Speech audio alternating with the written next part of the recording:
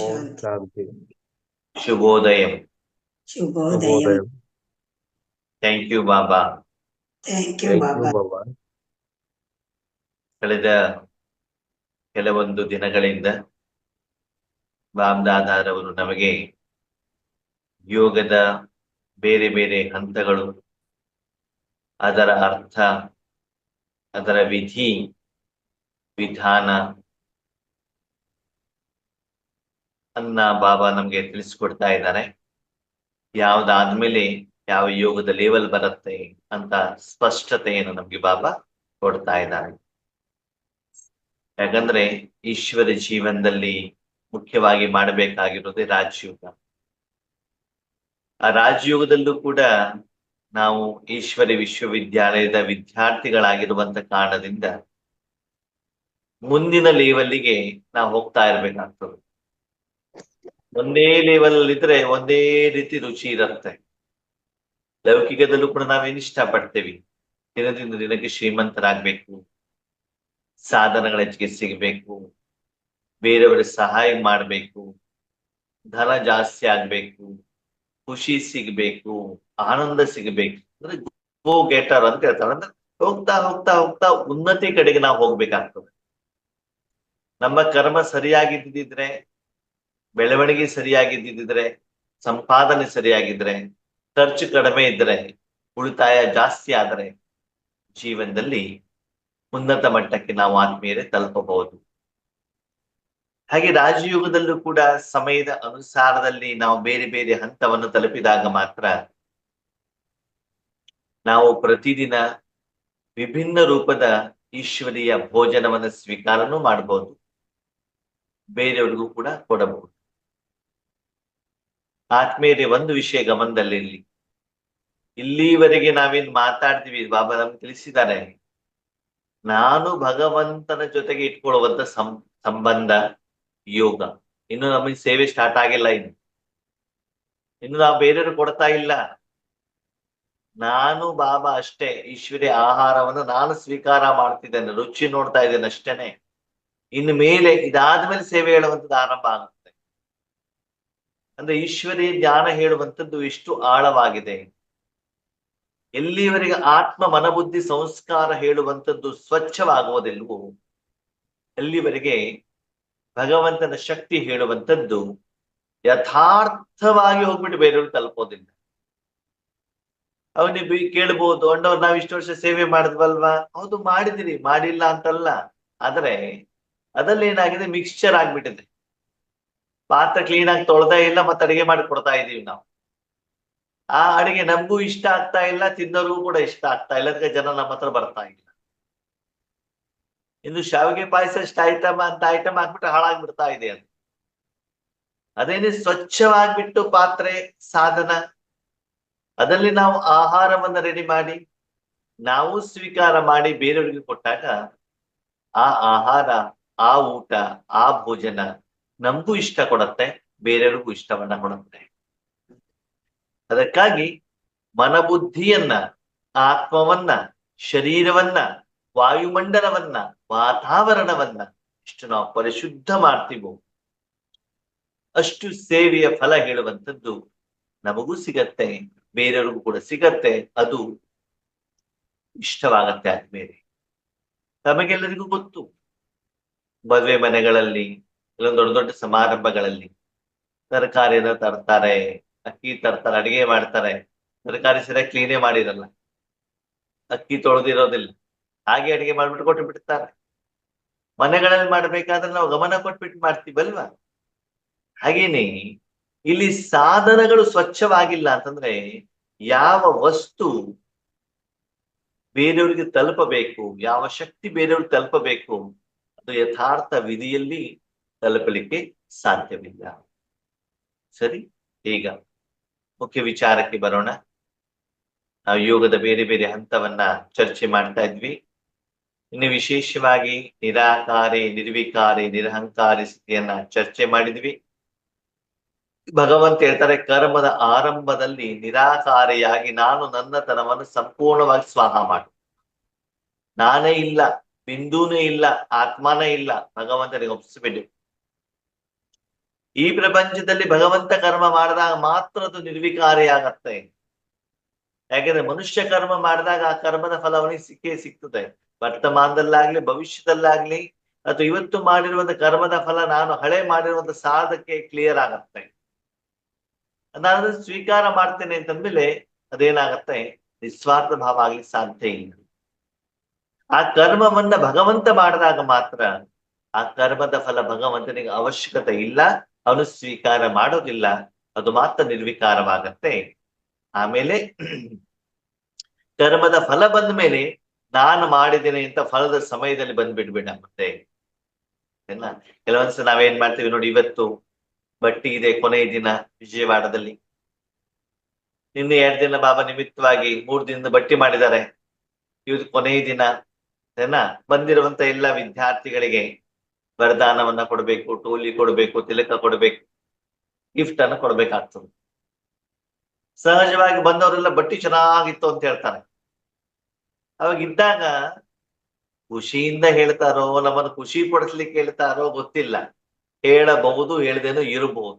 ಸರಿ, ಒಂದು ವೇಳೆ ಹೇಳಿರುವಂತ ಸಂದರ್ಭದಲ್ಲಿ ನಾನು ಮಾಡಿದ್ದು ಅಂತ ಬಂದ್ಬಿಟ್ರೆ ಅದನ್ನ ಹೇಳ್ತಾರಲ್ಲ, ಏನ್ ಹೇಳಿ, ಮಾಡಿರುವಂತ ಹೋಮಕ್ಕೆ ನೀರಾಗ್ಬಿಟ್ಟೆಲ್ಲ ನನ್ಸ್ಬಿಟ್ರು. ಹಾಗೆ ಆದ್ಮೇಲೆ ನಾವು ಮಾಡಿರುವಂತ ಕರ್ಮದ ಫಲ ಅಲ್ಲಿಗೆ ಖಾಲಿ ಆಗ್ಬಿಡುತ್ತೆ. ಮತ್ತೆ ಮುಂದಿನ ದಿನಕ್ಕೆ ನಾವು ತೆಗೆದುಕೊಂಡು ಹೋಗ್ಲಿಕ್ಕೆ ಆಗೋದಿಲ್ಲ. ಹೀಗೆ ಲೌಕಿಕದಲ್ಲೂ ಕೂಡ ಹಳ್ಳಿಯಿಂದ ಜನ ಪೇಟೆಗೆ ಬರ್ತಾರೆ, ಕೆಲಸವನ್ನ ಮಾಡ್ತಾರೆ, ತುಂಬಾ ಚೆನ್ನಾಗಿ ಸಂಪಾದನೆ ಮಾಡ್ತಾರೆ.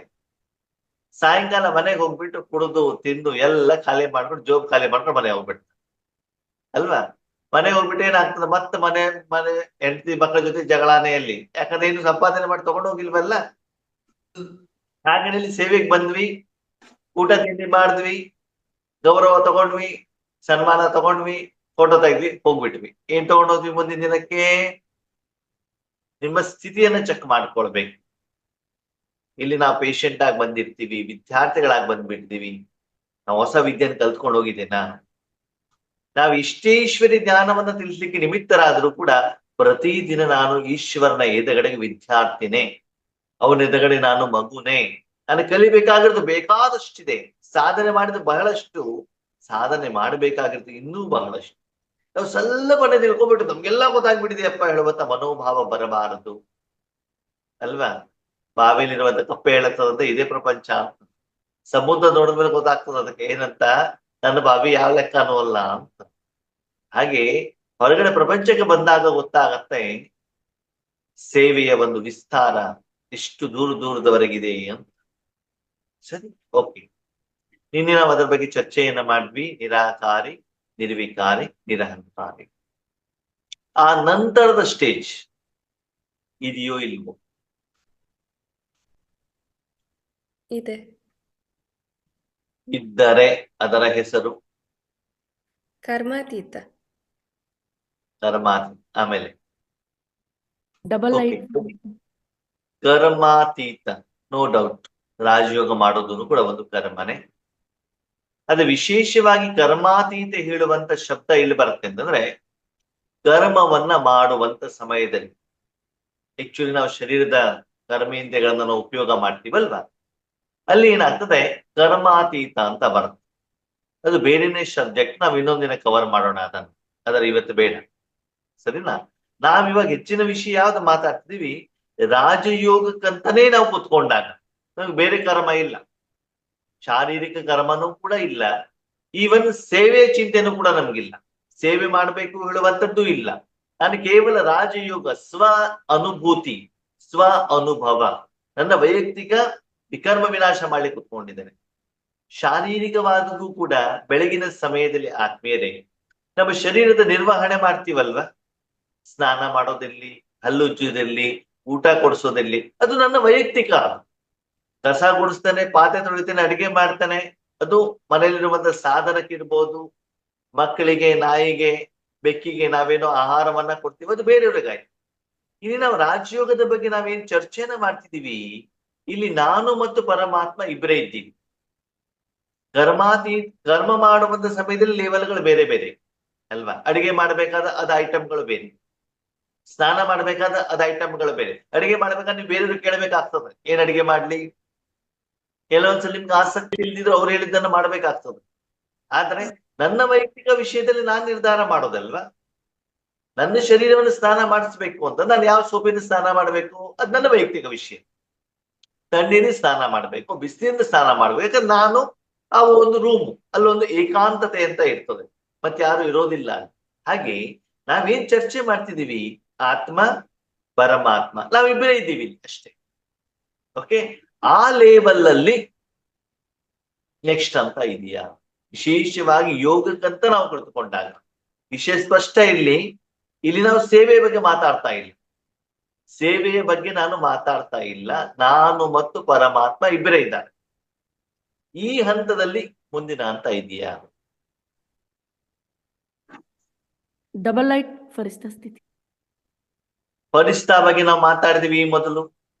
ಫರಿಷ್ಠ ಎಲ್ಲಿ ಬಂತು? ಅಶರೀರಿ ಆದ್ಮೇಲೆ ಫರಿಷ್ಠ ಸ್ಟೇಜ್ ಬಂದಿದೆ ಅಲ್ವಾ. ಇನ್ನೇನ್ ನಾವು ಮಾತಾಡ್ತೀವಿ ಆಲ್ರೆಡಿ ಬಂದಿರಬಾರ್ದು. ಡಬಲ್ ಲೈಟ್ ಅಂತ ಯಾಕೆ ಹೇಳಿದ್ರು? ಮನಸ್ಸು ಕೂಡ ಹಗುರವಾಗಿರ್ಬೇಕು, ಶರೀರನು ಕೂಡ ಹಗುರವಾಗಿರ್ಬೇಕು. ಓಕೆ, ಡಬಲ್ ಲೈಟ್ ಅಂದ್ರೆ ಸ್ಥೂಲ ಶರೀರ ಬಿಟ್ಬಿಟ್ಟಿದೀರಿ ನೀವು, ಮಾನಸಿಕ ಶರೀರವನ್ನು ಕೂಡ ಬಿಟ್ಬಿಡಿ. ಅವಾಗ ಅದೇನ್ ಹೇಳ್ತಾರೆ? ಡಬಲ್ ಲೈಟ್ ಫರಿಷ್ಠ. ಅದು ಮಧ್ಯದಲ್ಲಿ ಬಂತು. ಇಲ್ಲಿ ನಾವೇನ್ ಚರ್ಚೆ ಮಾಡಿದೀವಿ ಆ ಸ್ಥಿತಿ ಬಿಟ್ಬಿಟ್ಟು ನೆಕ್ಸ್ಟ್ ಅಂತ ಬರ್ಬೇಕು. ಹೇಳಿ ಯಾವುದು? ನಿರಾಕಾರಿ ಆತ್ಮ. ನಿರಾಕಾರಿ ನಿರಾಕಾರಿ ಆತ್ಮ ನಿರಾಕಾರ ಸ್ಥಿತಿಯಲ್ಲಿ ಸ್ಥಿತವಾದಾಗ ನಿರಾಕಾರ ತಂದೆಯ ನೆನಪು ಸಹಜವಾಗಿ ಸಮಾನ ಆಗುತ್ತೆ, ತಂದೆಯ ಸಮಾನ ಆಗುತ್ತೆ. ಹಾ ಸರಿ. ಬಾಬ್ ಸಮಾನ ಸ್ಥಿತಿ ನೀವು ಹೇಳ್ತಾ ಇರೋದು. ಹಾ, ಬಾಬ್ ಸಮಾನ ಸ್ಥಿತಿಯಲ್ಲಿ ಬಾಬಾ ಇರ್ತಾರೆ. ಬಾಬ್ ಸಮಾನ ಸ್ಥಿತಿಯಲ್ಲಿ ನಾನಿಲ್ಲ. ಯಾರಿದ್ದಾರೆ? ಬಾಬಾ ಮಾತ್ರ ಇದ್ದಾರೆ. ನೋಡಿ, ಬಾಬ್ ಸಮಾನ ಪ್ರಪಂಚದಲ್ಲಿ ಬೇರೆ ಯಾರು ಆಗ್ಲಿಕ್ಕೆ ಆಗೋದಿಲ್ಲ. ನಮ್ಗೆಲ್ಲರಿಗೂ ಗೊತ್ತು, ಗುಲ್ಜಾರ್ ಆದಿ ಶರೀರದಲ್ಲಿ ಯಾವಾಗ ಬಾಬ್ ದಾದಾ ಬರ್ತಾರೋ, ಜ್ಞಾನವನ್ನ ಹೇಳ್ತಾರೋ, ಅಲ್ಲಿ ಯಾರಿದ್ದಾರೆ? ಬಾಬ್ ದಾದಾ ಮಾತ್ರ ಇದ್ದಾರೆ. ಅದಕ್ಕೆ ಬಾಬ್ ಸಮಾನ ಅಂತ ಹೇಳ್ತಾರೆ ಅಲ್ವಾ. ಗುಲ್ಜಾರ್ ದಾದಿ ಇದ್ರೂನು ಕೂಡ ಅಲ್ಲಿ ನಡೆಯುವಂತ ಯಾವುದೇ ಕರ್ಮಕ್ಕೆ ಗುಲ್ಜಾರ್ ದಾದಿ ಇಂಟರ್ಫಿಯರ್ ಆಗಲ್ಲ. ಹೌದು ತಾನೆ? ಜನನು ಕೂಡ ಏನ್ ಹೇಳ್ತಾರೆ, ಎದುರುಗಡೆ ಆತ್ಮಗಳು ಕೂಡ ಏನ್ ಹೇಳ್ತಾರೆ? ಬಾಬಾ ಮಾತಾಡ್ತಿದಾರಪ್ಪ, ಬಾಬಾ ದೃಷ್ಟಿ ಕೊಡ್ತಾ ಇದಾರಪ್ಪ, ಬಾಬಾ ಫ್ಲಾಗ್ ಹೋಸ್ಟಿಂಗ್ ಮಾಡ್ತಾ ಇದಾರಪ್ಪ ಅಂತ ಹೇಳ್ತಾ ಇರ್ತಾನೆ.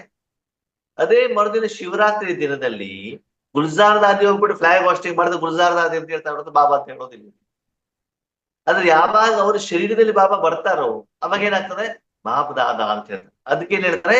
ಬಾಬ್ ಸಮಾನ ಸ್ಥಿತಿ. ಅಲ್ಲಿ ಬಾಬಾ ಇದ್ದಾರೆ. ಇಲ್ಲಿ ಬಾಬಾ ಹೇಳ್ತಾ ಇರೋದೇನು? ನೀನು ಇಲ್ಲ, ಆತ್ಮನೂ ಇಲ್ಲ, ಬಿಂದುನೂ ಇಲ್ಲ, ಬಾಬಾನೂ ಕೂಡ ಇಲ್ಲ. ಆ ನಂತರದ ಸ್ಥಿತಿ ಇದೆಯೋ ಇಲ್ಲೋ? ಇದೆ. ಇದ್ರೆ ಹೆಸರು ಹೇಳಿ, ಅದೇನು ಅಂತ ಹೇಳಿ.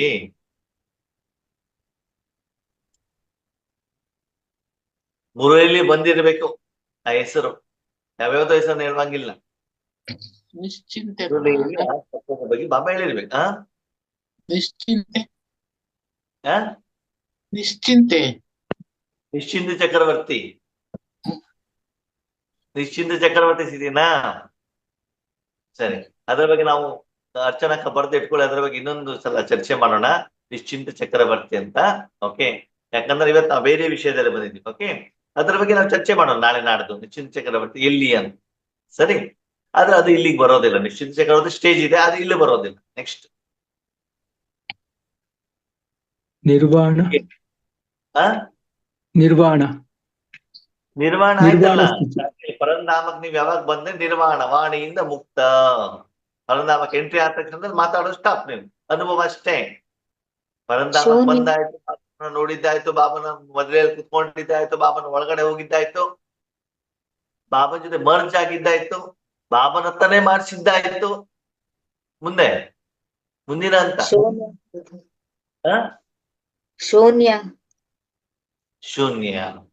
ಶೂನ್ಯದಲ್ಲಿ ಏನಾಗತ್ತೆ ನೋಡಿ. ಶೂನ್ಯ ಹೇಳುವಂಥದ್ದು ಅದು ಯೋಗದ ಸ್ಥಿತಿಯಲ್ಲ. ಶೂನ್ಯ ಅಥವಾ ಲೌಕಿಕದಲ್ಲಿ ಸಮಾಧಿ ಅಂತ ಹೇಳ್ತಾನೆ. ಸಮಾಧಿ ಅಂತ ಹೇಳ್ತಾರೆ. ಅಥವಾ ಬಾಬಾ ಏನ್ ಹೇಳ್ತಾರೆ ಮುರುಳಿಯಲ್ಲಿ? ಸುನ್ನಮ ಸ್ಥಿತಿ ಅಂತ ಹೇಳ್ತಾರೆ. ಆ ಸುನ್ನಮ ಸ್ಥಿತಿಯಲ್ಲಿ ಆತ್ಮ ಏನ್ ಮಾಡುತ್ತೆ? ಮನ ಬುದ್ಧಿಯನ್ನ ಯಾವುದಕ್ಕೂ ಉಪಯೋಗ ಮಾಡುತ್ತೆ. ಸುಮ್ಮನೆ ಕೊಡಿಸತ್ತೆ. ಎಲ್ಲೂ ಇಲ್ಲ, ಪರಮಾತ್ಮ ಜೊತೆಗೂ ಇಲ್ಲ, ಪರಂಧಾಮ ಜೊತೆಗೂ ಎಲ್ಲೂ ಇಲ್ಲ. ಅವಾಗ ಏನಾಗತ್ತೆ? ಆತ್ಮ ಯಾವುದೇ ಕರ್ಮೇಂದ್ರಿಯವನ್ನು ಉಪಯೋಗ ಮಾಡಿಲ್ಲ ಅಂದ್ರೆ ಕರ್ಮ ಆಗೋದೇ ಇಲ್ಲ. ಕರ್ಮ ಆಗಿಲ್ಲ ಅಂತಂದ್ರೆ ಕರ್ಮದ ಫಲ ಬರೋದೇ ಇಲ್ಲ. ಅದಕ್ಕೆ ಶೂನ್ಯ ಸಮಾಧಿ ಅಂತ ಹೇಳ್ತಾರೆ. ರಾಜಯೋಗ ಕರ್ಮ ಹೌದು ಅಲ್ವೋ? ಕರ್ಮ ಹೌದು ಅಲ್ವೋ? ಹೌದು. ಕರ್ಮ ಕರ್ಮ ಅಂತಂದ್ರೆ ಆತ್ಮ ಕರ್ಮೇಂದ್ರಿಯ ಉಪಯೋಗ ಮಾಡ್ಬೇಕೋ ಬೇಡವೋ? ಮಾಡ್ಬೇಕು. ಓಕೆ, ಸ್ಥೂಲ ಕರ್ಮೇಂದ್ರಿಯ ಇಲ್ದಿದ್ರು ಕೂಡ ಸೂಕ್ಷ್ಮ ಕರ್ಮೇಂದ್ರಿಯ ಅದು ಉಪಯೋಗ ಮಾಡ್ಕೊಳ್ಬೇಕಲ್ವಾ? ಕರ್ಮೇಂದ್ರಿಯವನ್ನು ಉಪಯೋಗ ಮಾಡಿಲ್ಲ ಅಂದ್ರೆ ಕರ್ಮ ಹೆಂಗಾಗತ್ತೆ? ಕರ್ಮ ಆಗದೇನೆ ಆತ್ಮದ ಅಕೌಂಟಲ್ಲಿ ಪ್ಲಸ್ ಅವ್ರ ಮೈನಸ್ ಹೆಂಗಾಗತ್ತೆ? ನಿಮ್ಮನೆ ಯೋಗೇಶನನ್ನು ಕರ್ಸ್ಬಿಟ್ಟು ಅಣ್ಣ ಮಾವಿನ ಹಣ್ಣು ಹೇಗಿದೆ ಅಂತ ಕೇಳಿದ್ರೆ ನಾನು ಹೇಳ್ತೇನೆ ಮಾವಿನ ಹಣ್ಣು ಕೊಡಿ ಮೊದ್ಲು, ತಿಂದು ನೋಡ್ತೇನೆ, ಆಮೇಲೆ ಹೇಳ್ತೇನೆ ಹುಳಿ ಇದೆಯಾ ಸಿಹಿ ಇದೆಯಾ ಅಂತ ಆಮೇಲೆ ಹೇಳೋದು. ಮಾವಿನ ಹಣ್ಣೆ ಕೊಡದೆ ಹೆಂಗಿದೆ ಅಂತ ನಾನೇನ್ ಹೇಳಿ? ಕರ್ಮವನ್ನು ಮಾಡ್ತೇನೆ, ಅದು ಅಕರ್ಮನೋ ವಿಕರ್ಮನೋ ಸುಕರ್ಮನೋ ನಿಮ್ಗೆ ಇಷ್ಟ ಆಯ್ತೋ ಇಲ್ಲೋ ಅದು ಗೊತ್ತಾಗ್ಬೇಕು, ಕರ್ಮ ಮಾಡ್ಬೇಕಲ್ವಾ? ಎಲ್ಲ ಯಾಕಂದ್ರೆ ಶೂನ್ಯ ಸ್ಥಿತಿ ಬಗ್ಗೆ ಬಾಬಾ ಹೇಳೋದಿಲ್ಲ. ಕರ್ಮದಿಂದ ಮುಕ್ತರಾಗೋದಲ್ಲ, ಕರ್ಮವನ್ನ ಮಾಡಿ ನನ್ನ ಲೆಕ್ಕಾಚಾರವನ್ನ ಕ್ಲಿಯರ್ ಮಾಡ್ಕೊಳ್ಬೇಕು. ಫ್ಯಾಕ್ಟ್ರಿ ಹೋಗಿ ಕುತ್ಕೊಂಡ್ಬಿಟ್ಟು ಸಂಬಳ ಕೊಟ್ಬಿಡ್ತಾರ? ಇಲ್ಲ ತಾನೆ, ಕೆಲ್ಸ ಮಾಡ್ಬೇಕು ತಾನೆ, ಅವಾಗ ತಾನೆ ನಿಮ್ಗೆ ಸಂಬಳ ಸಿಗತ್ತೆ. ಬಿಸ್ನೆಸ್ ಮಾಡಿದ್ರೆ ವ್ಯಾಪಾರ ಮಾಡಿದ್ರೆ ತಾನೆ ಅಲ್ಲಿ ಲಾಭ ಬರುತ್ತೆ. ಸುಮ್ಮನೆ ಕುತ್ಕೊಂಡ್ಬಿಟ್ಟು ಹೆಂಗಾಗ್ಬಿಡ್ತದೆ? ಅಂದ್ರೆ ಇಲ್ಲಿ ಬಾಬಾ ಹೇಳುತ್ತದೆ ಶೂನ್ಯ ಸ್ಥಿತಿಯಲ್ಲಿ ಇರಬೇಡಿ, ಸಮಾಧಿ ಸ್ಥಿತಿಯಲ್ಲಿ ಇರಬೇಡಿ, ನಿದ್ರೆಯಲ್ಲಿ ಇರಬೇಡಿ, ಕಣ್ಣು ಮುಚ್ಕೊಂಡು ಇರಬೇಡಿ. ಈಗ ಶೂನ್ಯ ಸ್ಥಿತಿಯಲ್ಲಿ ನಾವ್ ಇರಬೇಕು ಇರಬಾರ್ದು? ಇರಬಾರ್ದು.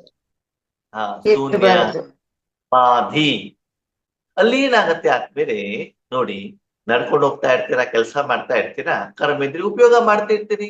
ಸುಮ್ನೆ ಕುತ್ಕೊಂಡ್ಬಿಟ್ಟು ಏನಾಗ್ತದೆ? ಹಗುರತೆ ಅನುಭವ ಆಗ್ತದೆ. ಹಾಗೆ ಮನಸ್ಸು ಬುದ್ಧಿ ನಾವು ಯೋಚನೆ ಮಾಡ್ತಾ ಇರ್ತೀವಲ್ಲ, ಸುಮ್ನೆ ಕುಡಿಸಿದಾಗ ಏನಾಗತ್ತೆ? ಅದಕ್ಕೊಂದು ಶಾಂತಿನೂ ಅಲ್ಲ, ಅದು ಬೆಸ್ಟ್ ವಿಶ್ರಾಂತಿ ಅನುಭವ ಆಗ್ತದೆ. ಅದೊಂದು ಖುಷಿಯನ್ನ ಕೊಡುತ್ತೆ. ಆದ್ರೆ ಅದ್ಯಾವುದು ಕರ್ಮ ಅಲ್ಲ. ಓಕೆ, ಹೇಳಿ ಆ ಸ್ಥಿತಿ ಯಾವುದು ಅಂತಂದ್ರೆ ನಷ್ಟ ಮೋಹ ಸ್ಮೃತಿ ಸ್ವರೂಪ. ಯಾವ್ದದು ನೆಕ್ಸ್ಟ್ ಸ್ಟೇಜ್? ಯಾವುದು? ನಷ್ಟ ಸ್ಮೃತಿ ಸ್ವರೂಪ. 5,000 ವರ್ಷದಿಂದ ಭಗವಂತರ ಹತ್ರ ಏನ್ ಕೇಳಿದ್ರಿ ನೀವು?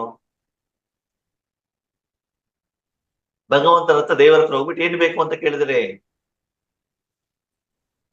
ಶಾಂತಿ.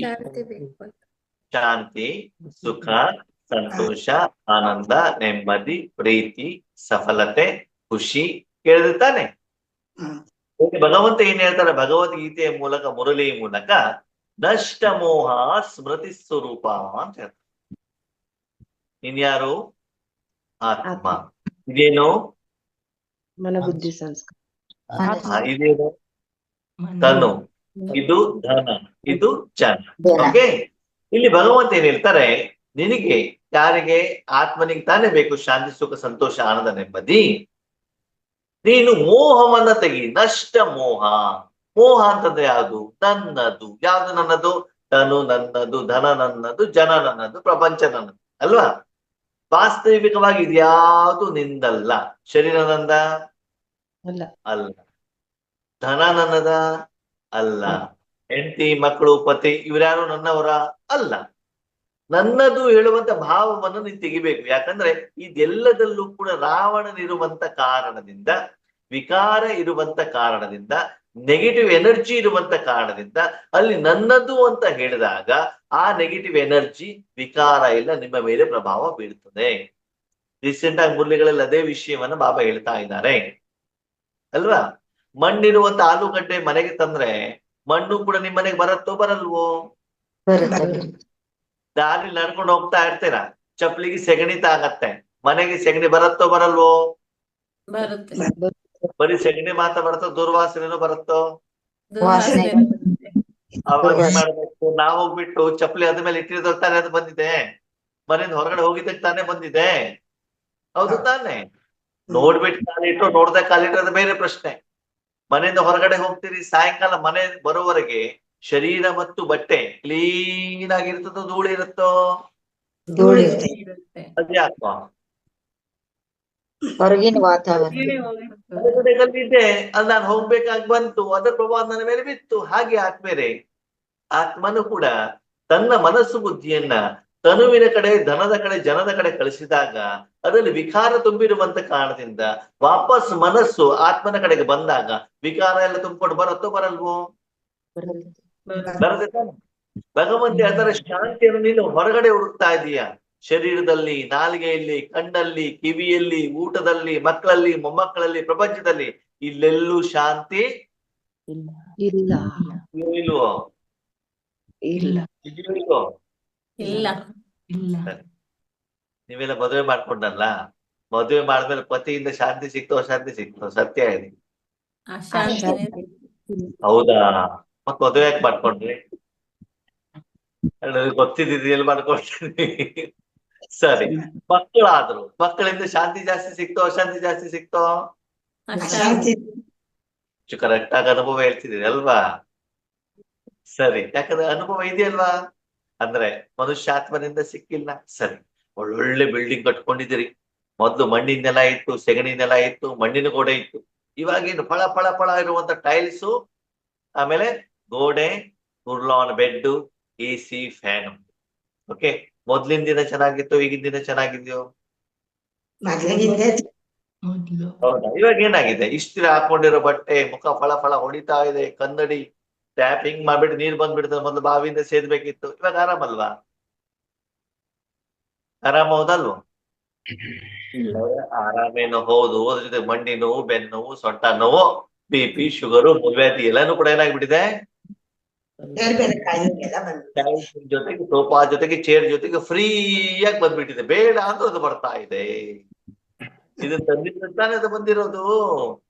ಹಾಗೆ ಅಷ್ಟೇ ಇವತ್ತು ನಿಮ್ಮ ಮನೆಯಲ್ಲಿ ನನ್ನದು ಅಂತಂದಾಗ ಆ ನನ್ನದು ಹೇಳುವಂತ ವಸ್ತುವಿನಲ್ಲಿರುವಂತ ಒಳ್ಳೆಯದು ಕೆಟ್ಟದ್ದು ಅದರ ಎರಡರ ಪರಿಣಾಮ ಪ್ರಭಾವ ನಿಮ್ಮ ಮೇಲೆ ಬಿದ್ದೆ. ನಾಲಿಗೆಯಲ್ಲಿ ನಾನು ಮಾತ್ರೆಯನ್ನು ಇಟ್ಟಾಗ ಸಿಹಿ ಆಗತ್ತೋ ಕಹಿ ಆಗತ್ತೋ? ಕಹಿ ಆಗುತ್ತೆ. ಕಹಿ ಮಾತ್ರೆ ಯಾಕೆ ತಿನ್ಬೇಕಾಗಿ ಬಂತು? ಒಂದು ಗುಲಾಬ್ ಜಾಮೂನ್ ತಿನ್ನೋದು ಚೆನ್ನಾಗಿದೆ ಅಂತ 4 ಜಾಮೂನ್ ತಿಂದ್ಬಿಟ್ಟು ಏನಾಗ್ಬಿಡ್ತು?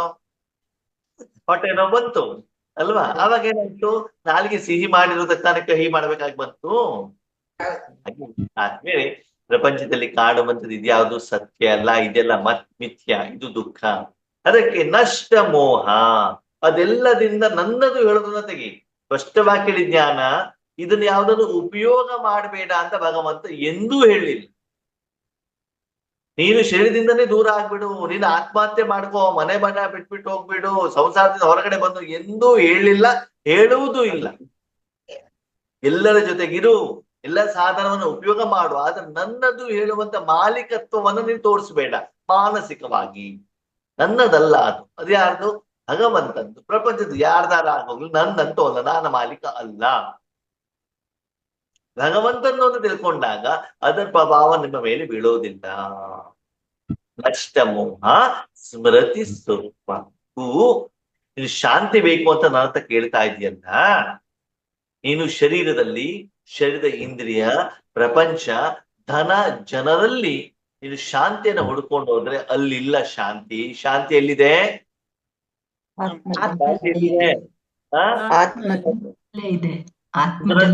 ಸ್ವರೂಪ, ನನ್ನ ರೂಪದಲ್ಲಿ ಇದೆ. ಭಗವಂತನ ರೂಪದಲ್ಲಿ ಇದೆಯಂತೆ ಶಾಂತಿ. ಯಾರ ರೂಪದಲ್ಲಿ ಇದೆಯಂತೆ? ನನ್ನ ರೂಪ, ನನ್ನ ಗುಣ ಅದು, ನನ್ನ ಶಕ್ತಿ ಅದು. ಯಾರ್ದು? ಭಗವಂತ. ಶಾಂತ ಸ್ವರೂಪ, ಸುಖ ಸ್ವರೂಪ, ಶಾಂತಿಯ ಸಾಗರ, ಸುಖದ ಸಾಗರ. ಅದಕ್ಕಾಗಿ ಅಲ್ಲಿ ನೀನು ಹುಡ್ಕೊಂಡಿದ್ರೆ ಅದು ಎಲ್ಲಿ ಸಿಕ್ಬಿಡತ್ತೆ? ಉಪ್ಪಿನ ಡಬ್ಬ ಓಪನ್ ಮಾಡಿ, ಸೋಡಾ ಡಬ್ಬ ಓಪನ್ ಮಾಡ್ಬಿಟ್ಟು ಸಿಹಿ ಬೇಕು ಅಂತ ಎಲ್ಲಿ ಸಿಗ್ತದೆ? ಸಿಹಿ ಬೇಕು ಅಂತ ಏನ್ ಮಾಡ್ಬೇಕು? ಸಕ್ಕರೆ ಡಬ್ಬ ಸಕ್ಕರೆ ಡಬ್ಬ ಓಪನ್ ಮಾಡ್ಬೇಕು, ಸಕ್ಕರೆ ತೆಗೆದು ನಾಲಿಗೆ ಮೇಲೆ ಇಡಬೇಕು. ಆವಾಗ ಅದರ ರೂಪ ಏನಿದೆ ಅದು ಅನುಭವ ಆಗ್ತದೆ. ನೋಡ್ಲಿಕ್ಕೆ ಡಬ್ಬ ಒಂದೇ ರೀತಿ ಇರ್ಬೋದು, ಎರಡು ಬೆಳ್ಳಗೆ ಇರ್ಬೋದು. ಬೆಳ್ಳಗಿದ್ರೆ ಮಾತ್ರ ಎಲ್ಲಾ ಸಿಹಿ ಇರ್ಬೇಕು, ಎಲ್ಲ ಉಪ್ಪು ಇರ್ಬೇಕು ಅಂತ ಏನು ಕಂಡೀಷನ್ ಇಲ್ವಲ್ಲ, ಹೌದು ತಾನೆ? ಹಾಗೆ ಇಲ್ಲಿ ಭಗವಂತ ಹೇಳ್ತಾರೆ, ನನ್ನ ರೂಪದ ಜೊತೆಗೆ ಜೋಡಣೆಯಾಗ. ನಷ್ಟ ಮೋಹ ಸ್ಮೃತಿ ಸ್ವರೂಪ, ನನ್ನ ರೂಪ. ಯಾವ ರೂಪ? ಶಾಂತಿ ಸ್ವರೂಪ. ಬಿಂದು ರೂಪ ಅಲ್ಲ, ಪ್ರಕಾಶದ ರೂಪ ಅಲ್ಲ. ಸರಿ, ಈಗ ಸಕ್ಕರೆಯನ್ನ ನೋಡಿದಾಗ ಅದು ಬಿಳಿ ಇರ್ತದೆ, ಹರಳಿ ಇರ್ತದೆ, ಅದು ಒಂದು ಆಕಾರಿ ರೂಪ. ಅದು ಸಕ್ಕರೆಯಲ್ಲಿರುವಂತ ನಿರಾಕಾರ ರೂಪ ಯಾವುದು? ಸಿಹಿ. ಸಕಲ ನಿರಾಕಾರ ರೂಪ ಯಾವುದು? ಸಿಹಿ. ನಿಮ್ಗೆ ಆಕಾರ ಬೇಕು, ನಿರಾಕಾರ ಬೇಕು, ನಿರಾಕಾರ. ಬಾಬಾ ಬಿಂದು ಬಿಂದು ಬೇಕು, ಪ್ರಕಾಶ ಬೇಕು, ಶಾಂತಿ ಬೇಕು. ಶಾಂತಿ. ಓಕೆ, ಸಕ್ಕರೆಯ ಆಕಾರ ಬೇಕು, ಸಕ್ಕರೆಯ ರುಚಿ ಬೇಕು ಸಕ್ಕರೆ ರುಚಿ. ಅಲ್ವಾ? ಇಲ್ಲಿ ಏನಾಗುತ್ತೆ, ಬಾಬಾ ಹೇಳ್ತಾರೆ, ನಿನ್ನ ಮನಬುದ್ಧಿಯನ್ನ ನೀನು ಪರಮಾತ್ಮನ ಜೊತೆಗೆ ಇಟ್ಟಾಗ, ನೆಕ್ಸ್ಟ್ ಪರಮಾತ್ಮ ಹೇಳೋದನ್ನು ನೀನು ಮರ್ತು ಬಿಡ್ತೀಯ, ಅವನ ಸುಖದ ಜೊತೆ ಕನೆಕ್ಟ್ ಆಗ್ತೀಯ, ಅವನ ಗುಣದ ಜೊತೆ ಕನೆಕ್ಟ್ ಆಗ್ತೀಯ. ಸ್ಮೃತಿ ಸ್ವರೂಪ. ಬಾಬಾ ಹೇಳ್ತಾರೆ, ಯೋಗ ಮಾಡೋದಲ್ಲ, ಜೋಡಣೆ ಅಲ್ಲ, ನೆನಪು ಅಲ್ಲ. ಸ್ಮೃತಿ ಅಂತಂದ್ರೆ ಅಟೆನ್ಷನ್. ಮಧ್ಯಾಹ್ನ ಮನೆಗೆ ಬರ್ತೀವಿ ಬೆಸ್ಲಲ್ಲಿ, ಏನ್ ಬೇಕು? ಮಧ್ಯಾಹ್ನ ಮನೆಗೆ ಬಂದಿದ್ದೀರಿ ಬಿಸಿಲಿಂದ, ಏನ್ ಬೇಕು ಅವಾಗ ನಿಮ್ಗೆ? ನೀರು. ಶರೀರ ತಂಪಾಗ್ಬೇಕು. ಶರೀರ ಏನಾಗ್ಬೇಕು? ತಂಪಾಗ್ಬೇಕು. ಸರಿ, ಚೇರ್ ಮೇಲೆ ಕುತ್ಕೊಂಡ್ರಿ, ಫ್ಯಾನ್ ಆನ್ ಮಾಡಿದ್ರಿ. ಯಾವ್ದ್ರ ಮೇಲೆ ಕುಂತಿದ್ದೀರಿ? ಏನು ಆನ್ ಮಾಡಿದ್ದು? ಏನ್ ಕಾಣ್ತಾ ಇದೆ ನಿಮ್ಗೆ? ಏನ್ ಕಾಣ್ತಾ ಇದೆ? ಅನುಭವ ಕಾಣ್ತಾ ಇದೆ. ರೆಕ್ಕೆ, ಗೋಡೆ, ಬಣ್ಣ, ಫೋಟೋಗಳು ಎಲ್ಲಗಳು ಕಾಣ್ತಾ ಇರ್ತಾನೆ. ಸರಿ, ಫ್ಯಾನ್ ತಿರ್ತಾ ಇದೆ, ಗಾಳಿ ಬರ್ತಾ ಇದೆ, ಶರೀರ ಟಚ್ ಆಗ್ತಾ ಇದೆ, ಅನುಭವ ಆಗ್ತಾ ಇದೆ. ಅವಾಗ ಏನ್ ಕಾಣ್ತಾ ಇದೆ? ತಂಪು. ಗಾಳಿ ತಂಪು ಮಾತ್ರ ಕಾಣ್ತಾ ಇದೆಯಾ? ಕಾಣಲ್ಲ. ಅನುಭವ. ಅನುಭವ. ಅವನು ಯಾವ್ದ್ರ ಜೊತೆಗೆ ಅನುಭವ ಕನೆಕ್ಟ್ ಆದ್ರಿ? ತಂಪಿನ ಜೊತೆ ಕನೆಕ್ಟ್. ಅಂದ್ರೆ ಆ ಫ್ಯಾನ್ ಇಂದ ಏನು ಕರ್ಮದ ಫಲ ಬಂದಿದೆ.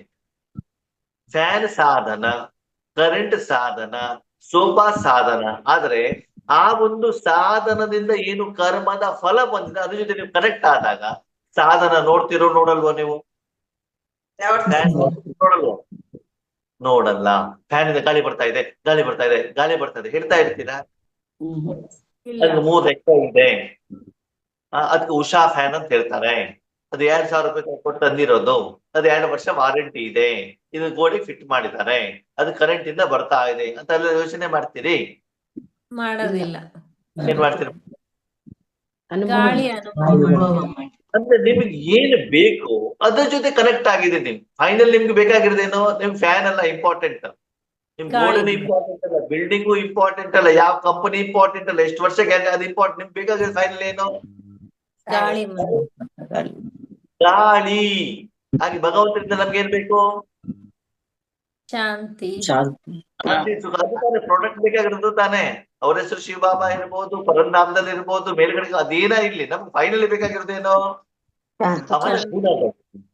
ಓಕೆ, ಈಗ ನನ್ನ ಮನಸ್ಸು ಬುದ್ಧಿಯಿಂದ ಯಾರ ಜೊತೆ ಕನೆಕ್ಟ್ ಆಗ್ಬೇಕು? ಗುಣಗಳ ಜೊತೆಗೆ. ಗುಣಗಳ ಜೊತೆಗೆ ಇದ್ದಾಗ ಬಾಬಾ ಜೊತೆಲಿದ್ದೇನೆ, ಬಾಬಾ ಜೊತೆಲಿದ್ದೇನೆ, ಬಾಬಾ ಜೊತೆಲಿದ್ದೇನೆ, ಬಾಬಾ ಮಾಡ್ತಿದ್ದಾರೆ, ಬಾಬಾ ಮಾಡ್ತಿದ್ದಾರೆ. ಬೇಕು ಬೇಡ? ಏನ್ ಬೇಕು?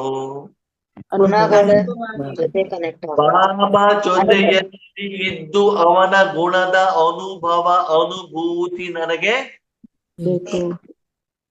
ಆ ಅನುಭೂತಿ, ಅನುಭವ ಯಾವಾಗ ಆಗತ್ತೋ ಆವಾಗ ಸಾಕಾರ ಸಾಧನದಿಂದ ನನ್ನ ಮನಸ್ಸು ಬುದ್ಧಿಯನ್ನು ಏನ್ ಮಾಡ್ತೇನೆ? ನಾನು ತೆಗಿತೇನೆ. ನನ್ನ ಮನಸ್ಸಲ್ಲಿ ಬಾಬಾ ಜೊತೆಲಿದ್ದಾರೆ, ಬಾಬಾ ಜೊತೆಲಿದ್ದಾರೆ, ಬಿಂದು ಇದ್ದಾರೆ, ಪ್ರಕುಟ ಇರ್ಕೊಂಡಿದ್ದಾರೆ, ಪರಂಧಾಮ, ಇದೆಲ್ಲ ಇರೋದಿಲ್ಲ. ಏನಿರ್ತದೆ? ಕೇವಲ ಅನುಭವ, ಅನುಭವ, ಅನುಭವ, ಅನುಭವ. ಯಾವ ಅನುಭವ? ಯಾವ ಪರಮಾತ್ಮ ಬುದ್ಧಿಯನ್ನು ಜೋಡಿಸಿದಾಗ ಅವನಲ್ಲಿರುವಂತ ಮೂಲ ಗುಣದ ಅನುಭವ. ಆ ಗುಣದ ಅನುಭವ ಆಗ್ಬೇಕು ಅಂದ್ರೆ ಆ ಸಮಯದಲ್ಲಿ ನಿಮ್ಮ ಮನ ಬುದ್ಧಿ ಯಾರ ಜೊತೆಗೆ ಜೋಡಣೆ ಆಗಿರ್ಬೇಕು? ಪರಮಾತ್ಮನ ಜೊತೆಗೆ ಮಾತ್ರ ಜೋಡಣೆ ಆಗಿರ್ಬೇಕು. ಸ್ಮೃತಿ ಅಷ್ಟೇ. ನಾನು ನೆನಪು ಮಾಡ್ತಿದ್ದೇನೆ, ಯೋಗ ಮಾಡ್ತಿದ್ದೇನೆ, ಎದಗಡೆಗಿದ್ದೇನೆ, ಕನೆಕ್ಷನ್ ಇದೆ, ಅದಲ್ಲ. ಏನು? ಸಹಜವಾಗಿ, ಸರಳವಾಗಿ ಆತ್ಮನ ಮನ ಬುದ್ಧಿ ಅದರ ಕಡೆಗೆ ಇದ್ದು ಬಿಟ್ಟು ಹಗೂರತೆಯ ಅನುಭವ ಆಗ್ತಾ ಇರಬೇಕು. ಅಷ್ಟಿಗೆ ಏನ್ ಹೇಳ್ತಾರೆ? ನಷ್ಟ ಮೋಹ ಸ್ಮೃತಿ ಸ್ವರೂಪ. ಸ್ವರೂಪ. ನಷ್ಟ ಮೋಹ ಸ್ಮೃತಿ ಸ್ವರೂಪ. ಹೌದಾಯ್ತಾ? ಈಗ ನೀವು ಎಲ್ಲದಿಂದ ಮೋಹವನ್ನ ತೆಗೆದು ಯಾವ್ಯಾವ್ದ್ರಿಂದ? ಶರೀರದಿಂದ, ತನುವಿನಿಂದ, ಧನದಿಂದ, ಆತ್ಮದಿಂದ, ಕರ್ಮದಿಂದ, ಸೇವೆಯಿಂದ, ಎಲ್ಲದಿಂದ ಮನಸ್ಸನ್ನ ತೆಗೆದು ಯಾರ ಜೊತೆ ಜೋಡಣೆ ಮಾಡಿದ್ರಿ? ಪರಮಾತ್ಮನ ಜೊತೆಗೆ ಜೋಡಣೆ ಮಾಡ್ಬೇಕು. ಹೇಗೆ? ಅವನ ಗುಣದ ಜೊತೆಗೆ ಜೋಡಣೆಯನ್ನು ಮಾಡ್ಬೇಕು. ಅವ್ ನಿಮ್ಗೆ ಏನ್ ಅನುಭವ ಆಯ್ತು? ಗುಣಗಳ ಅನುಭವ. ಆಯ್ತು. ಆ ಸ್ಥಿತಿಗೆ ಏನ್ ಹೇಳ್ತಾರೆ? ನಷ್ಟ ಮೋಹ ಸ್ಮೃತಿ ಪ್ರತಿ ಸ್ವರೂಪ. ಇದೇ ಲಾಸ್ಟ್ ಸ್ಟೇಜ್ ಆಯ್ತು, ನಂತರ ಸ್ಟೇಜ್ ಇದೆಯಾ? ಗೊತ್ತಿಲ್ಲ ಅಣ್ಣ. ಉಳಿದವರು ಗೊತ್ತಿಲ್ಲ ಅಣ್ಣ.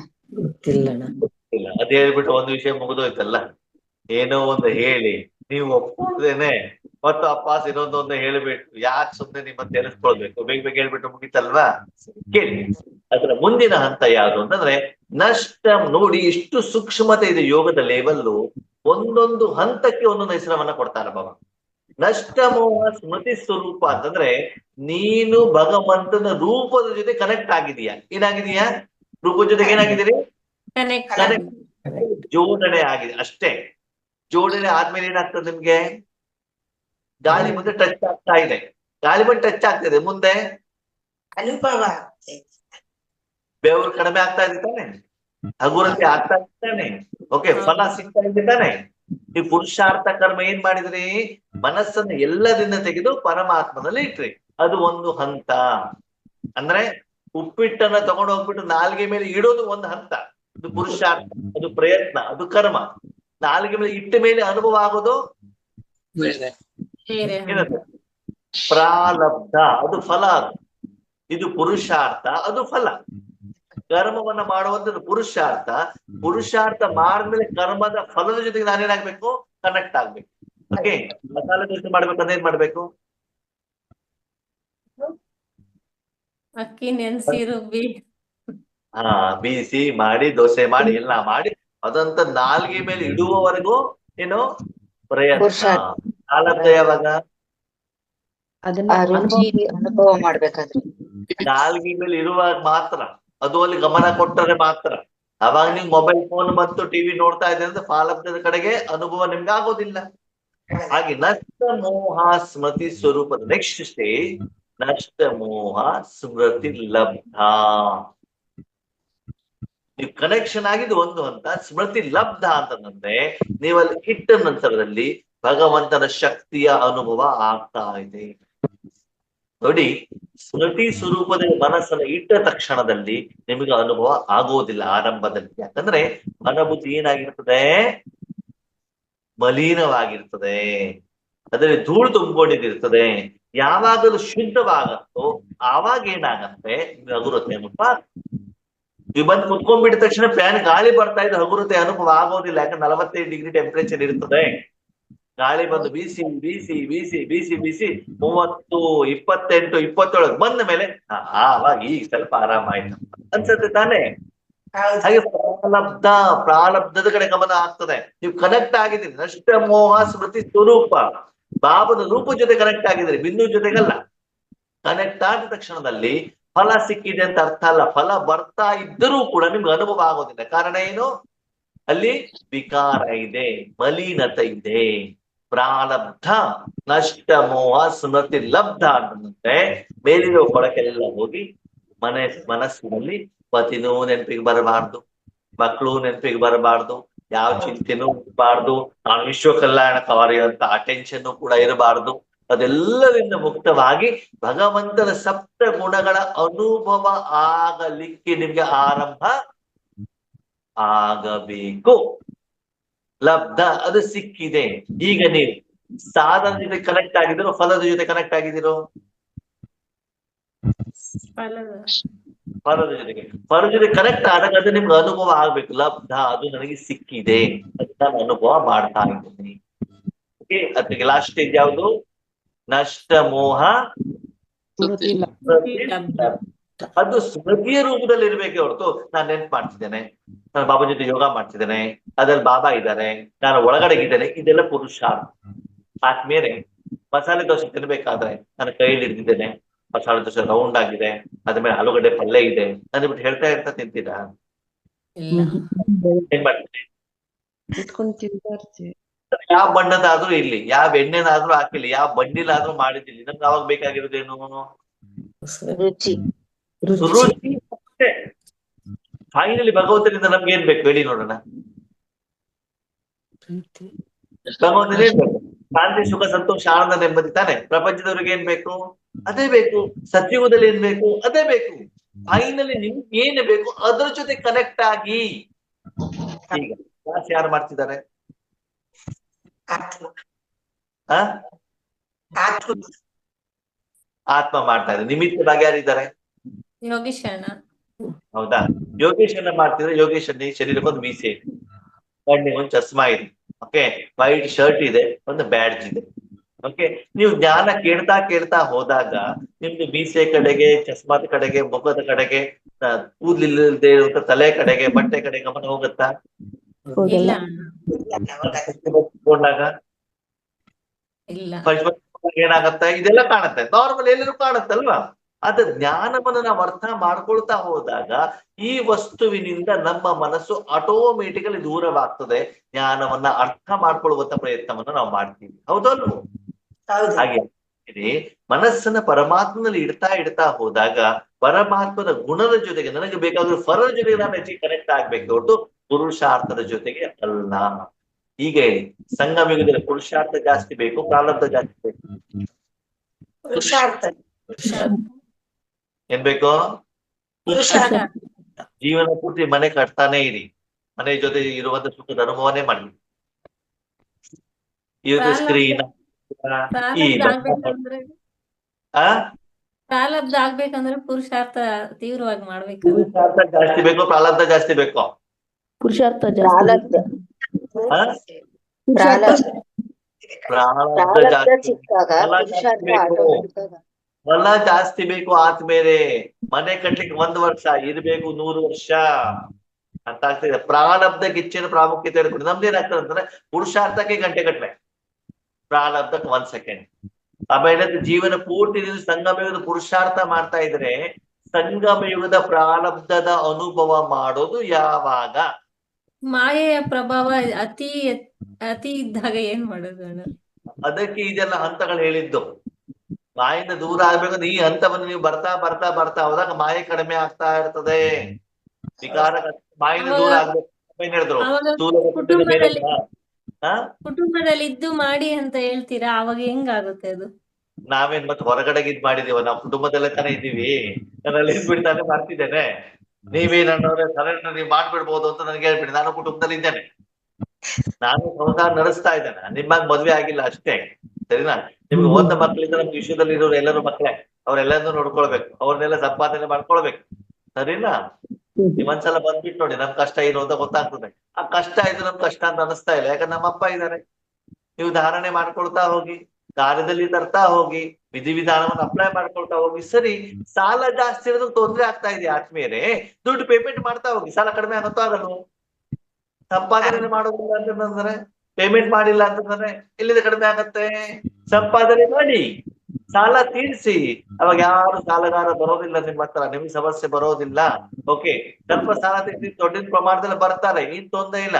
ಅದಕ್ಕೆ ತಕ್ಕಾಗಿ ನಿಮ್ ಯೋಗದ ವಿಧಾನವನ್ನು ಚೇಂಜ್ ಮಾಡ್ಕೊಳ್ಳಿ, ಸೇವೆ ವಿಧಾನವನ್ನು ಚೇಂಜ್ ಮಾಡ್ಕೊಳ್ಳಿ. ಅವಾಗ ಏನಾಗತ್ತೆ? ಎಷ್ಟು ಬಂದ್ರು ಕೂಡ ಅದಕ್ಕೆ ನೆಚ್ಚಿನ ಸಂಪಾದನೆ ಇದೆ, ನನಗೇನ್ ತೊಂದರೆ ಇಲ್ಲ, ಉಳಿತಾಯ ಆಗ್ತಾ ಇದೆ. ಈ ಎಲ್ಲ ಹಂತವನ್ನ ನೀವೇನು ಕೇಳಿದಿರಿ, ಆ ಹಂತ ನಿಮ್ದು ಬಂದಿದೆ ಅಂತ ಅರ್ಥ ಅಲ್ಲ. ನಿಮ್ಮನ್ನ ನೀವು ಚೆಕ್ ಮಾಡ್ಕೊಳ್ಳಿ ಯಾವ ಲೆವೆಲ್ ಅಲ್ಲಿ ನೀವಿದ್ದೀರಿ. ಬಾಬಾ ಏನ್ ಹೇಳ್ತಾರೆ, ಮುಂದಿನ ದಿನದಲ್ಲಿ ಯೋಗ ಅಂದ ತಕ್ಷಣ ಏನಾಗ್ಬೇಕು? ಶಾಮ, ಆತ್ಮ, ಬಿಂದು, ಅಶರೀರಿ, ಅದ್ಯಾವುದಲ್ಲ. ಏನಾಗ್ಬೇಕು? 1 ಸೆಕೆಂಡ್ ಅಲ್ಲಿ ಏನಾಗ್ಬೇಕು? ಶಾಂತವಾಗಿದೆ. ಗುಲಾಬ್ ಜಾಮೂನ್ ಅಂದ ತಕ್ಷಣ ಏನಾಗ್ತದೆ? ಗುಲಾಬ್ ಜಾಮೂನ್ ರುಚಿ ಅನುಭವ ಆಗ್ತದೋ ಇಲ್ಲೋ? ನಾನು MTR ಪ್ಯಾಕೆಟ್ ತಂದಿದ್ದೇನೆ, ಅದನ್ನು ಉಂಡೆ ಮಾಡಿದ್ದೇನೆ, ಅದನ್ನು ಎಣ್ಣೆಯಲ್ಲಿ ಬಿಟ್ಟಿದ್ದೇನೆ, ಆಮೇಲೆ ಸಕ್ಕರೆ ಪಾಕ ಮಾಡಿದ್ದೇನೆ, ಅದನ್ನ ಲದ್ದಿದ್ದೇನೆ, ಆಮೇಲೆ ಕಟೋರ ತಂದಿದ್ದೇನೆ, ಅದನ್ನ ಹಾಕಿದ್ದೇನೆ, ಸ್ಪೂನ್ ಹಾಕಿದ್ದೇನೆ, ಅದು ತೆಗೆದ್ಬಿಟ್ಟು ಹಾಲಿಗೆ ಮೇಲೆ ಇಷ್ಟೆಲ್ಲ ಹೇಳ್ತೀರಿ? ಹೇಳ್ತಿರೋ ಹೇಳಲ್ವೋ? ಹೇಳಲ್ಲ. ಏನ್ ಮಾಡ್ತೀರಿ? ರುಚಿ ಅನುಭವ ಮಾತ್ರ. ಮಜಾ ಯಾಕೆ ಮಾಡಿದ್ರಿ? ರುಚಿ ಅನುಭವನೇ ಯಾಕೆ ಮಾಡಿದ್ರಿ? ಯಾಕಂದ್ರೆ ರುಚಿಯ ಅನುಭವ ಸಂಸ್ಕಾರದಲ್ಲಿ ರೆಕಾರ್ಡ್ ಆಗಿದೆ, ಅದೇ ನಿಮ್ಗೆ ಇಷ್ಟವಾಗಿದೆ, ಹೌದು ತಾನೆ?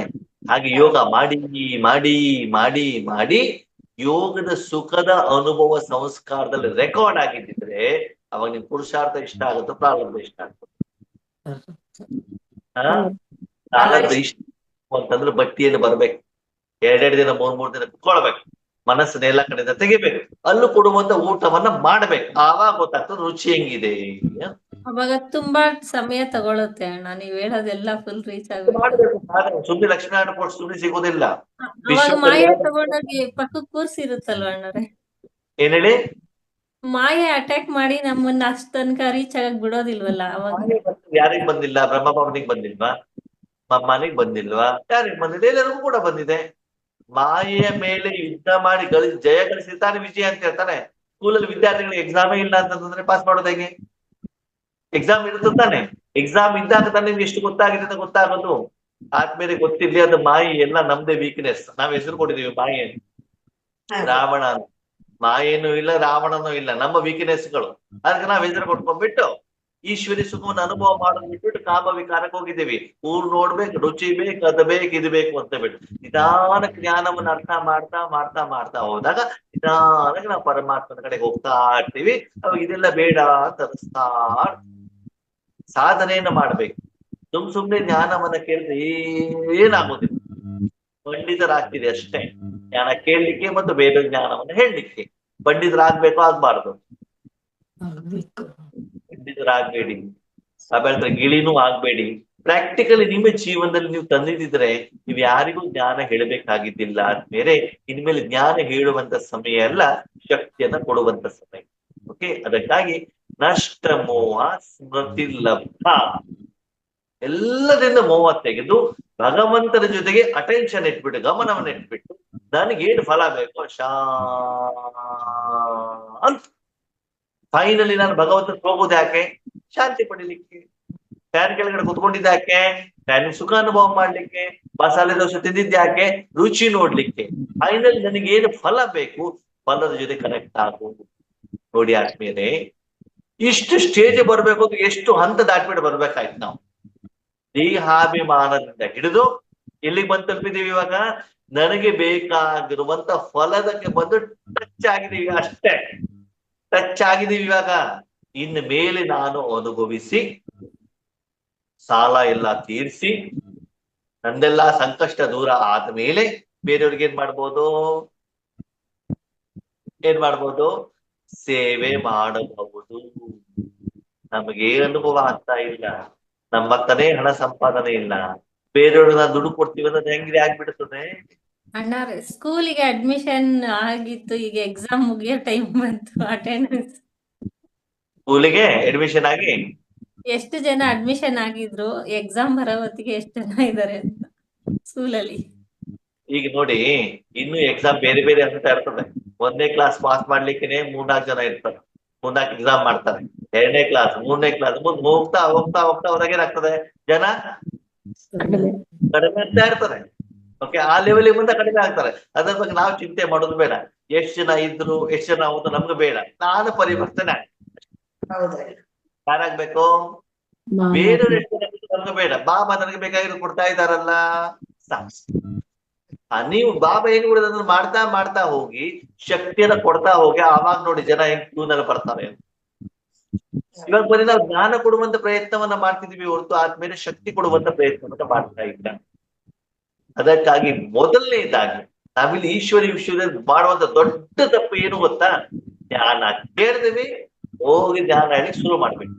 ಅದಲ್ಲ, ನೀವು ಮೊದಲು ಸಾಧನೆಯನ್ನ ಮಾಡಿ. ಇವಾಗ ಕೊಟ್ಟಿರಲ್ಲ ಬಾಬಾ ಮುಂಚೆ ಏನು? ಸ್ಮೃತಿ ಲಬ್ಧ. ಪ್ರತಿ ಕರ್ಮವನ್ನ ಮಾಡುವಂತ ಮೊದಲು ಶಾಂತಿ, ಸುಖ, ಸಫಲತೆ, ಭಗವಂತ ನನ್ನ ಜೊತೆಲಿರುವಂತ ಅನುಭವ ನೀವು ಮೊದಲು ಮಾಡಿ. ಆವಾಗ ನೀವೆಲ್ಲ ಕೆಲ್ಸಕ್ಕೆ ಹೋಗಿದ್ದೀರಿ, ಒಳ್ಳೆ ಮನೆ ಕಟ್ಕೊಂಡಿದ್ದೀರಿ, ಕಾರ್ ತಗೊಂಡಿದ್ರೆ ಜನ ಬರ್ತಾರಲ್ಲ, ಎಲ್ಲಿ ಕೆಲ್ಸಕ್ಕೆ ಹೋಗ್ತೀರಿ, ಎಷ್ಟು ಸಂಬಳ ಅಂತ ಕೇಳ್ತಾ ಇರ್ತಾನೆ. ನೀವೆಲ್ಲೋ ಕೆಲ್ಸಕ್ಕೆ ಹೋಗ್ಬಿಟ್ಟು ಊರ್ ತುಂಬಾ ಸಾಲ ಮಾಡ್ಕೊಂಡ್ಬಿಟ್ಟು ನನ್ ಫ್ಯಾಕ್ಟ್ರಿ ಕೆಲ್ಸಕ್ಕೆ ಬಾರಪ್ಪ ಅಂತಂದ್ರೆ ಪಕ್ಕದವ್ನು ಬರ್ತಾನ? ಬರಲ್ಲ ತಾನೆ.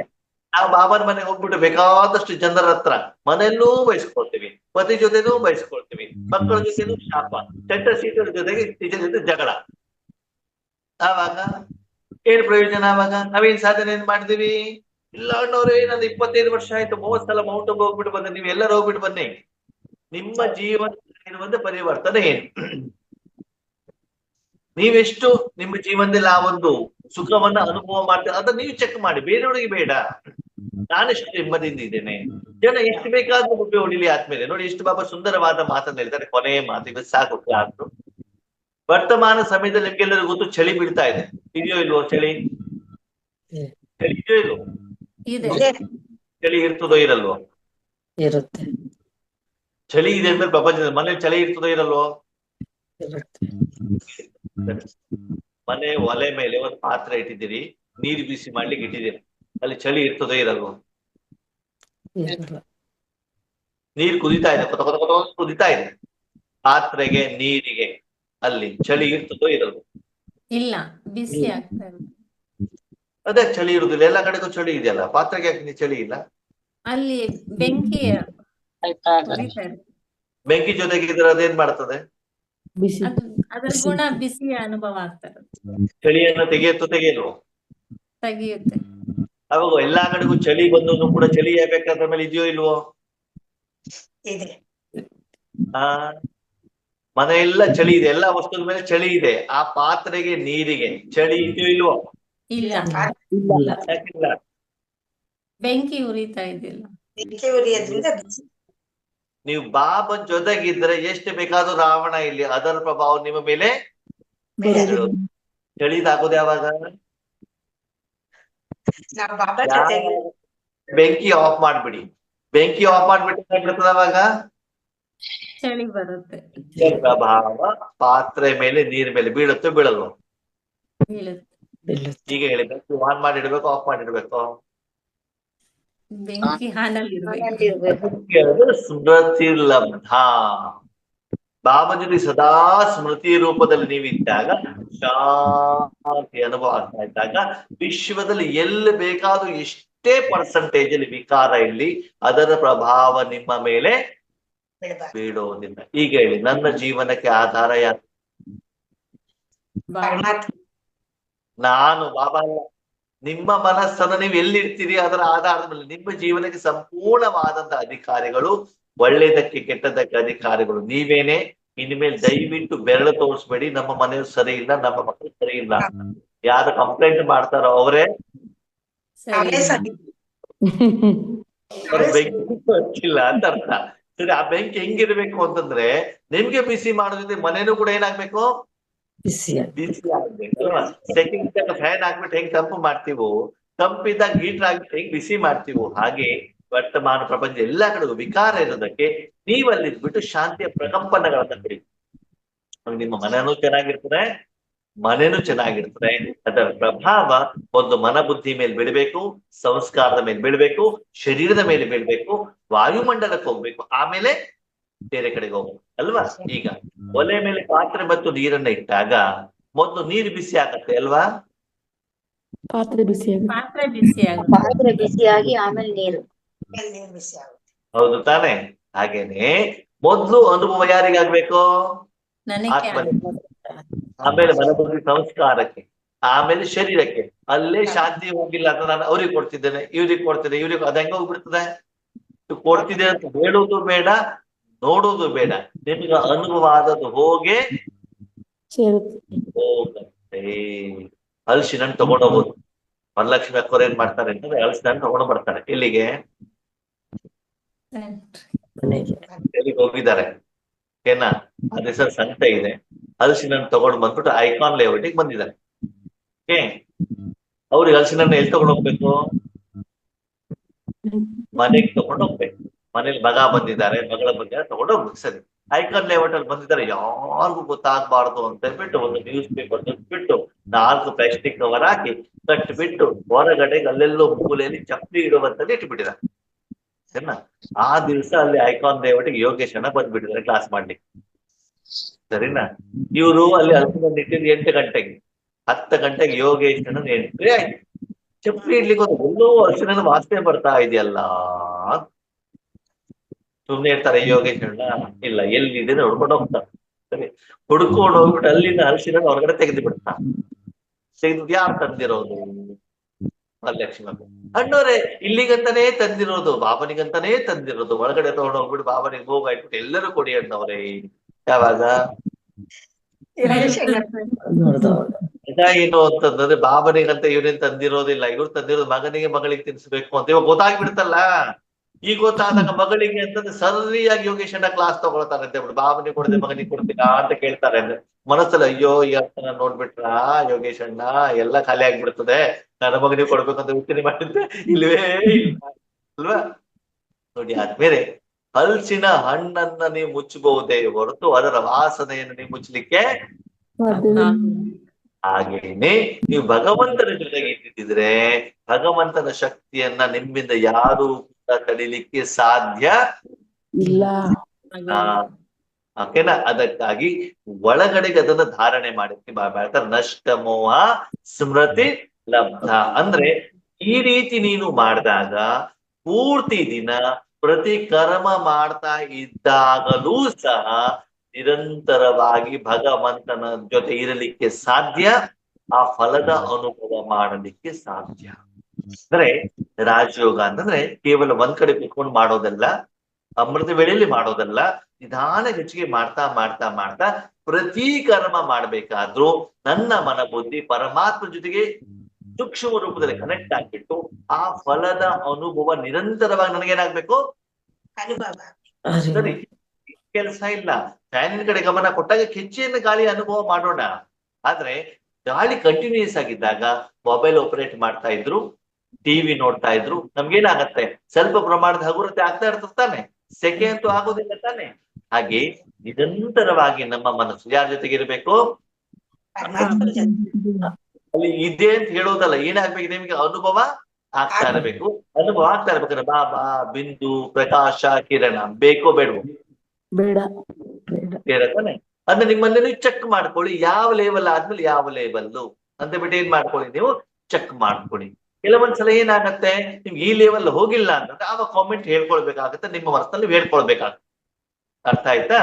ಅದಕ್ಕೆ ನಿಮ್ಮ ಲೆವೆಲ್ ಚೆಕ್ ಮಾಡ್ಕೊಂಡು ಇಷ್ಟು ಆಯ್ಕೆಯನ್ನ ನಿಮ್ಗೆ ಏನ್ ಕೊಟ್ಟಿದ್ದಾರೆ ಬಾಬಾ, ಆ ಆಯ್ಕೆಯನ್ನ ಏನ್ ಮಾಡ್ಕೊಳ್ಳಿ, ತೆಗೆದುಕೊಂಡು ಅದರಂತೆ ಯೋಗವನ್ನ ಮಾಡಿ. Okay, Om Shanti. Thank you Baba. Thank you, Baba. Oh, Shanti Anand. Thank you.